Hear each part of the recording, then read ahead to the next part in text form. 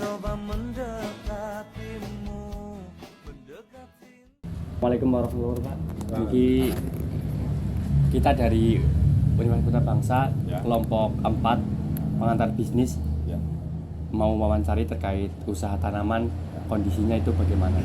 Nah, pertanyaan pertama ini, sejak kapan mendirikan usaha tanaman ini, Pak? Oh, ini gini ya, sebetulnya kita tokonya itu toko pramuka, jualan seragam dan aksesoris pramuka. Tapi waktu itu karena pandemi, sekolah juga nggak jalan, sekolah kan libur kan, sehingga toko itu nggak laku karena tokonya terkait dengan sekolah. Akhirnya kita orang bisnis putar otak.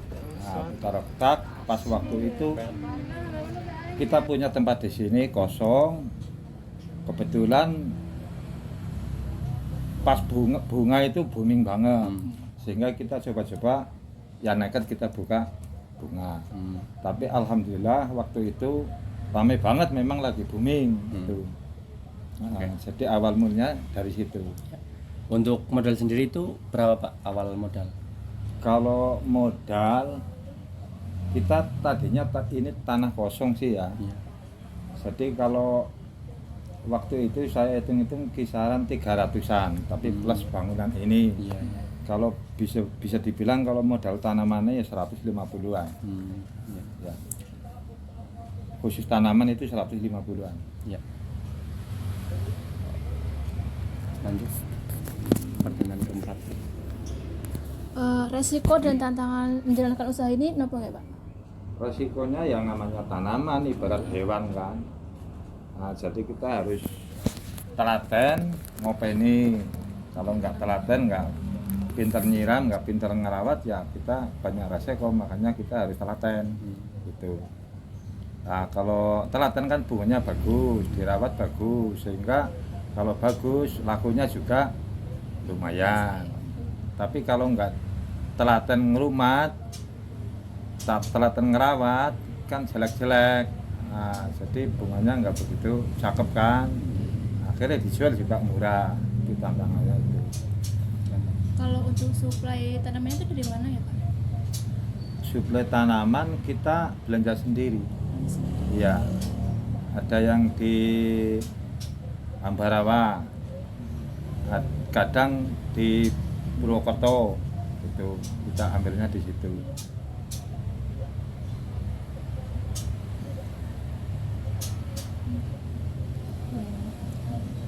Bagaimana perkembangan usaha sejauh ini? Ya tentunya sekarang kan udah nggak begitu booming ya agak menurun, tapi ya masih lumayan. Waktu itu kan lagi boomingnya pas pandemi, sekarang kan udah nggak begitu booming, tapi ya masih kita pertahankan.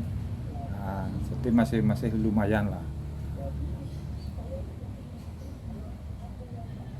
Bagaimana cara Bapak mempromosikan usaha ini? Cara mempromosikan itu pakai TikTok. Iya, pakai TikTok. Kadang pakai YouTube, iya. Kadang juga ada pembeli dari luar, kita ngirim ke sana. Tapi cuman yang namanya bunga itu masih agak susah. Tapi itu tantangan, kita harus lakuin. Kisaran berapa omset dapat sebulan? Kalau waktu pandemi itu bisa dibilang satu hari itu 5 jutaan, berarti 150-an ya, satu bulan ya. Kalau sekarang menurunnya ya 50%-an. Iya. Karena udah nggak begitu booming.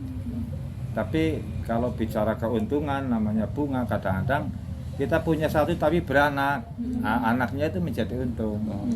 Jadi nggak bisa jadi patokan untungnya berapa. Itu kadang-kadang kita punya induk satu, beranak 5, kita jual anaknya, kan bisa dibilang untung doang gitu. Nah.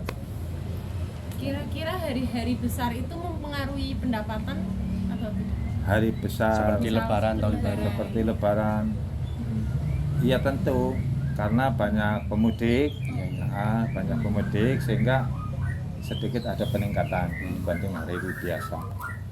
Oke. Itu yang yang terakhir, kira-kira nasihatnya untuk mahasiswa anak-anak remaja ini apa Pak untuk memulai usaha gitu? Gini ya, kalau menurut saya untuk mahasiswa ya sebaiknya ya oke lah, kita masih di pendidikan ya, kita ketergantungan pada dosen, ketergantungan pada buku-buku dan sebagainya ya. Taruhlah 70% kita ketergantungan ya, tapi nanti setelah pulang dibalik 70% kemandirian. Nah, kita harus mandiri. Nah, cuma yaitu sayangnya pendidikan di sini itu mengarah pada pekerjaan, bukan mengarah pada kemandirian. Makanya kebanyakan selesai kuliah, selesai sekolah, nawarin itu. melamar itu yang sayangnya itu gitu. Harusnya harus berani resiko, harus punya mental, berani mandiri ya. Sebab kalau bilang bisnis memang perjuangannya susah ya, harus berkarakter benar-benar. Susahnya itu proses pencarian karakter, kita harus tahan banting, tahan itu. Ibarat motor terabas, ibaratnya terabas, ada batu kita terjang, jatuh jangan kapok, kita ulangin lagi, jangan nangis. Harus berulang itu proses pencarian karakter emang gitu. Jadi emang berat, tapi nanti setelah mapan kita netral, usaha udah pakai sistem, karyawan udah jalan, misalnya ya kita cuma nyantai-nyantai doang udah.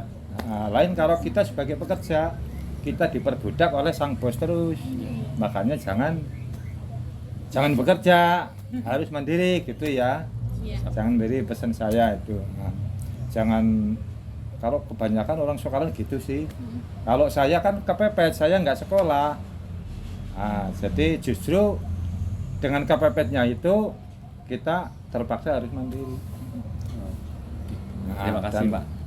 Mudah-mudahan ini usaha yang saya rintis dari saya sampai muda sampai berhasil sekarang, mudah-mudahan nanti anak saya bisa meneruskan ya. Mudah-mudahan bisa meneruskan, karena apa, idaman dari seorang pembisnis itu generasinya harus bisa meneruskan, bahkan lebih berkembang lagi daripada saya gitu. Terima kasih Mbak ya, atas wawancaranya. Itulah seperti itu terkait perkembangan usaha di bidang tanaman. Terima kasih. Terima kasih. Wassalamualaikum warahmatullahi wabarakatuh. Waalaikumsalam.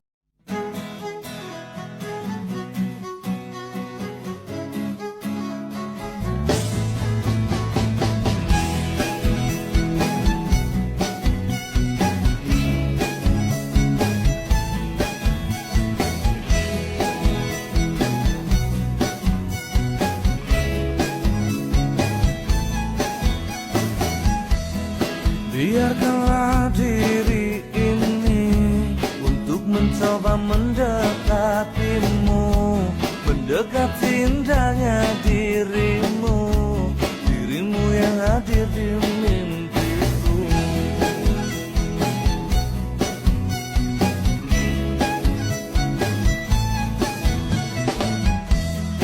Berikanlah aku waktu dan keadaan yang engkau mampu, empat mata yang ku mau untuk katakan cinta padamu.